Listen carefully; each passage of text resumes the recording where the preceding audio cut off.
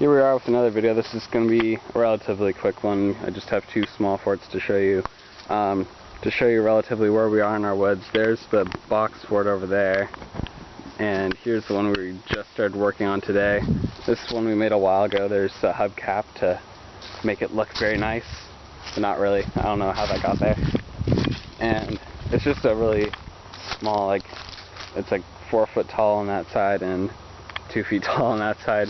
Might want to, if we get more sticks, I'll fill that in. And I'll take you to the other small fort I'd show you. It's just a foxhole.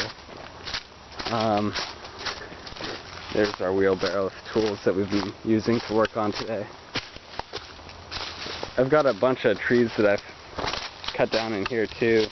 We'll probably use the lumber from that at some point. There's a lot actually now that I think about it, but we'll use that to make another fort at some point.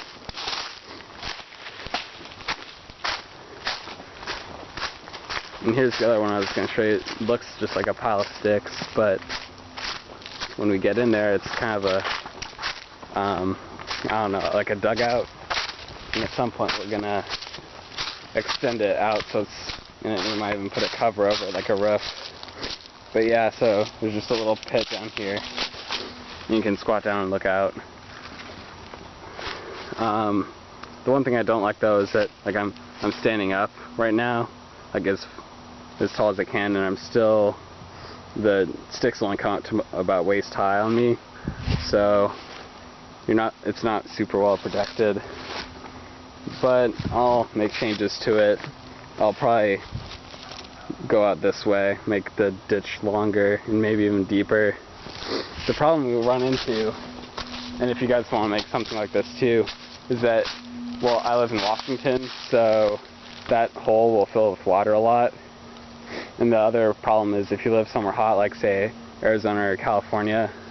I don't know if this is accurate in California, but I know I have relatives in Arizona and they have scorpions and snakes, so I'm sure they'd crawl in there and have a hard time getting out, so you might get a bunch in there.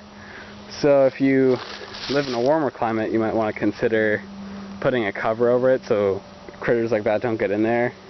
And in wetter places like here in Washington, you might consider this is a higher part of our property, so the water doesn't come in here too much. So you might just want to think even just down there, there's a bunch of water.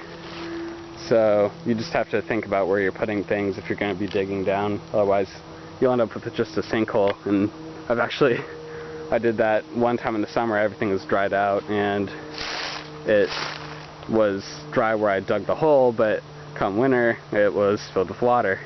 Now that fort's forsaken, we moved all the stuff out of it. Yeah, so I guess the next fort I will show you is that one. See you guys later.